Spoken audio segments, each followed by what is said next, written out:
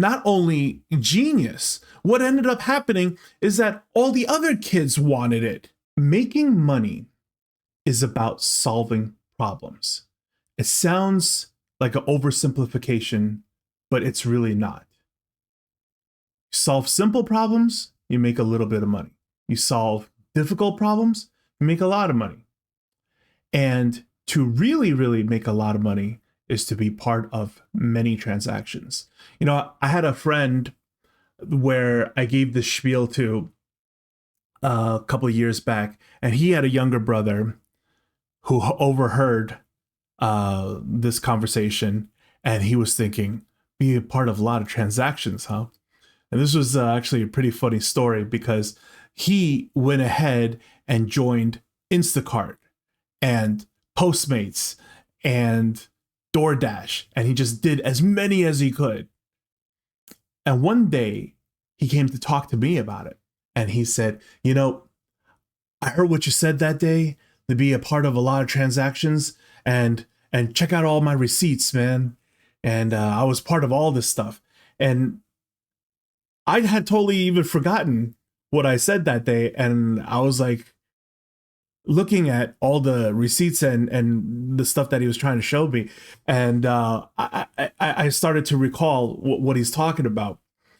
And I didn't want to crush him, you know? I didn't know how to react immediately because that's really not what I meant by being part of a lot of transactions. I was talking close to being like, you know, platform systems, right? Or royalty deals, right? So it's kind of like the idea that, you know, we all sell something on Amazon, and essentially Jeff Bezos gets the most money because he gets a cut of every single transaction that's on that platform. So that's what I mean. You make a lot of money by being in a lot of transactions so that there's this scalability. That's what I was really talking about. But he only overheard some and kind of rubbed them the wrong way.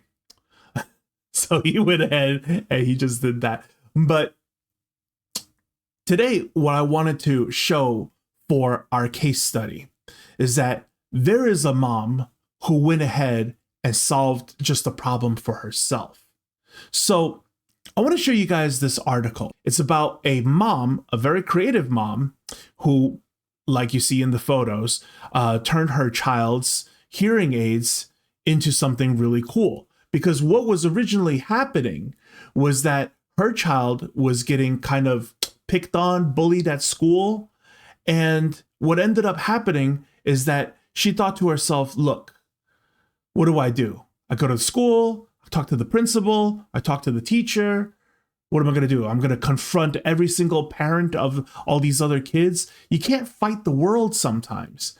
And what she needed to do is come up with a way to solve her son's issue because you don't want him feeling bad going to school every day, right? And this is what ended up happening. She decorated it some way, somehow. I think it could have been kitchen magnets or something. But now she's got, you know, her son wearing the Hulk and Ninja Turtles that were very popular at the time. As we scroll down, there's more and more, you know, designs and patterns. And you can see that the type of hearing aid that her child was wearing really, really is going to stand out to other little kids, right? So you got other little 4 or 5-year-olds looking at this small piece of gadgetry on your head. They're going to see something. They're going to say something. So what she did was not only genius, what ended up happening is that all the other kids wanted it. Kids who don't even wear hearing aids. Now they want hearing aids because it looks so cool. It's so crazy how this thing blew up. So essentially, she thought to herself, look, if I have this issue, possibly other people have this issue. And here's where I wanted to show you guys. There is this website called Haley's Cherished Charms. So over time, this idea actually spread and other people started to do it as well. In a way, I also want to come back and argue that it's possible that this item was just a natural progression that was going to happen. So if this mom didn't start decorating her child's hearing aids somebody else would have, because it turns out that a lot of people who wear hearing aids are self-conscious about it. First of all, I want to say that this website looks awful. It looks like Angel Fire or GeoCities, like things before MySpace. That's how bad it looks. And she has a link to her Etsy shop over here. I didn't really give much look into the Etsy stuff because that's not really what today's lesson is.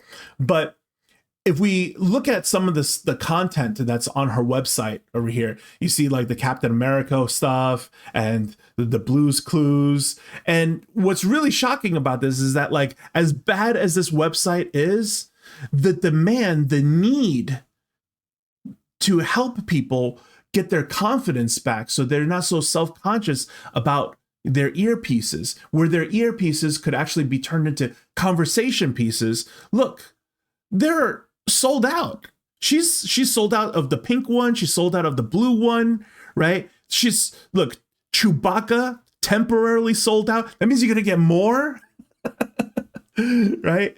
So I'm really happy, like, how well this is doing for her, but I'm also like really shocked at the same time. She's got like these blue, purple, red trains, and of course the red train is sold out. Like, who doesn't like a toy red train, right?